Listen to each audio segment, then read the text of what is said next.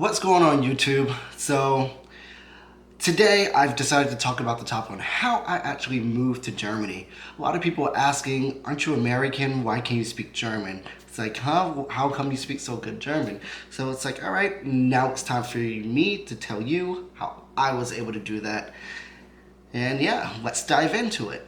So, all my life, I've pretty much been traveling. My family has this type of thing called timeshare, where we actually get to go to different places for a week and stay at a hotel. We primarily stayed at the Marriott Hotel. I believe that's what the timeshare is through. So we've been all over. We've been to Aruba, Barbados. We've been on cruises. We've been to Phoenix, Arizona, Orlando, Florida, so on and so forth. We've been to a whole lot of places. So I've got the travel bug from a very, very young age because it's like, oh, I've been here, I've been there. And it's been really, really cool that I've been able to do that with my family throughout the years.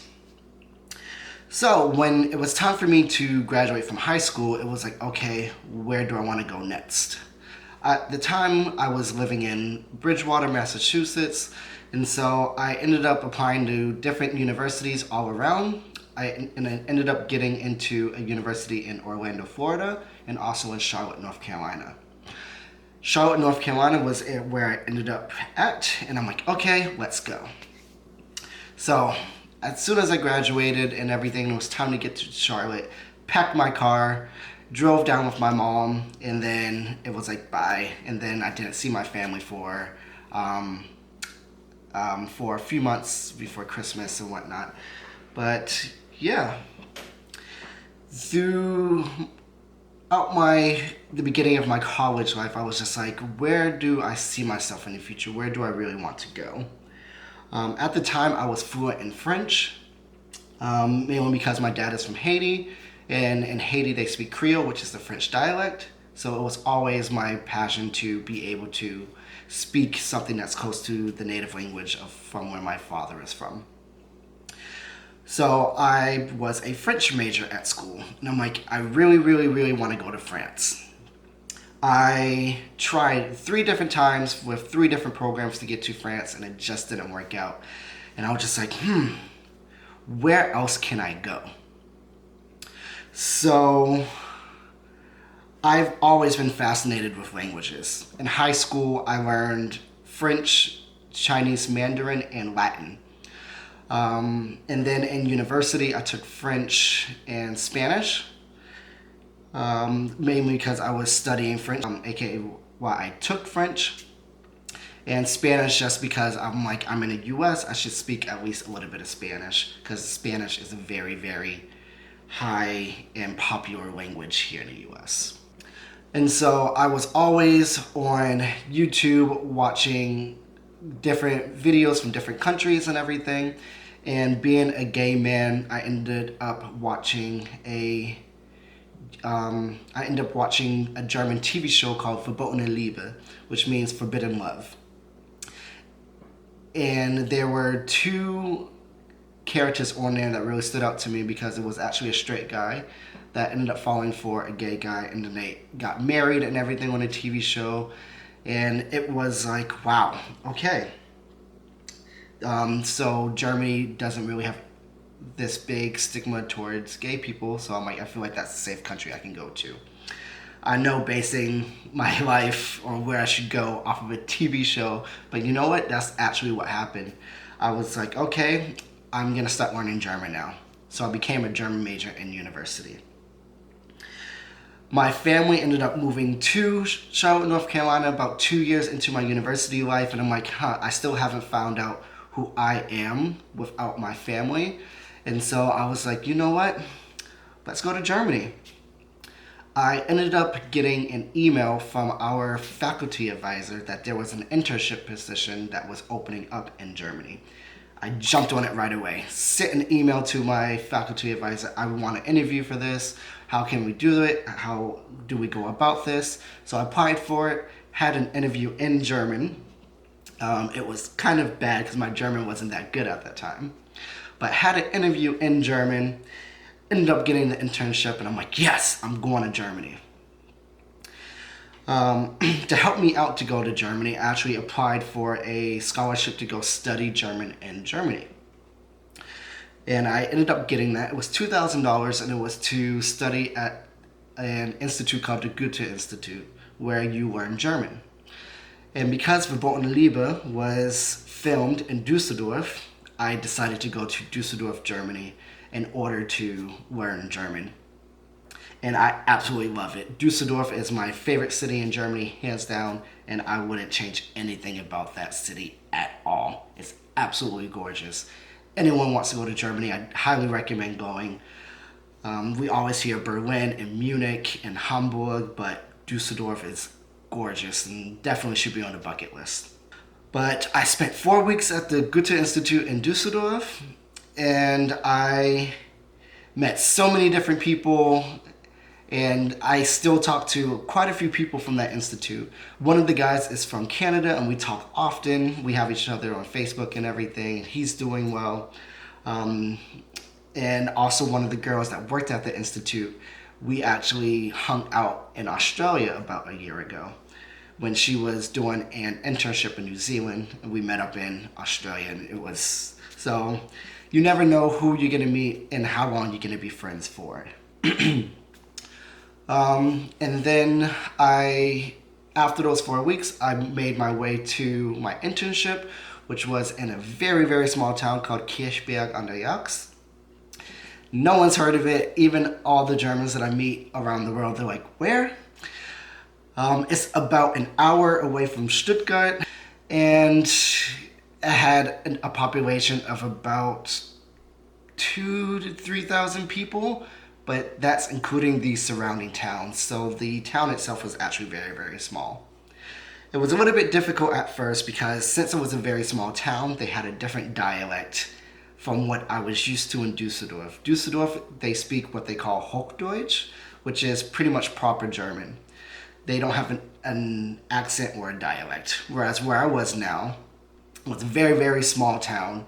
So they kind of speak a mixture of Schwäbisch and Pharmadeutsch, which is kind of just the dialects around there.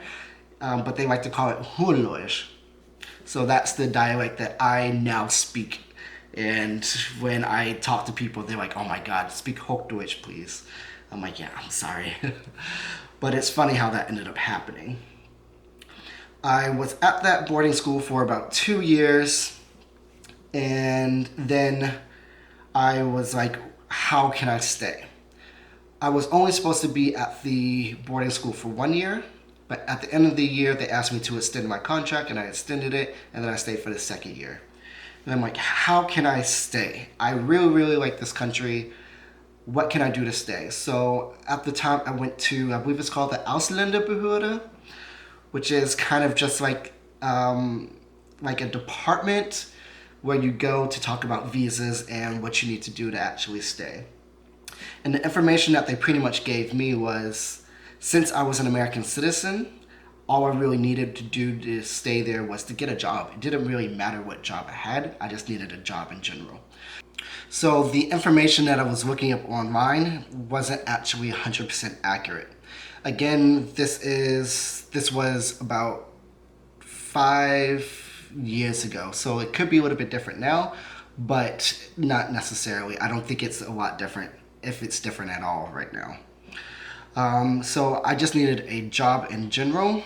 I didn't need like a job where someone from the EU, only they could do. Different countries have different restrictions. So it was great that I actually went to go speak with them, because then I found out that I could just stay if I found a job in general. So what I did was I got a bartending job. Since I was the bartender, I just needed the contract went from them that they were willing to hire me and everything. I had to pay for my own visa and everything, but that was nothing. The visa, I believe, was 200 euros, or maybe even, I had to necessarily apply for a brand new visa because I just had a 1 year visa for my internship, and then they extended it to another 1 year. So I think it was 200 euros. Or maybe even 100. I can't remember the exact price, but it wasn't expensive at all. considering that my first visa cost around 500 euros. So now going from 500 to the most 200 euros, it wasn't that bad at all. I had the money saved up already from my internship, and so I was able to stay in a country. It took about 3 weeks for me to get an answer. They have to send it off. Germany is a little bit outdated. Well, not necessarily outdated.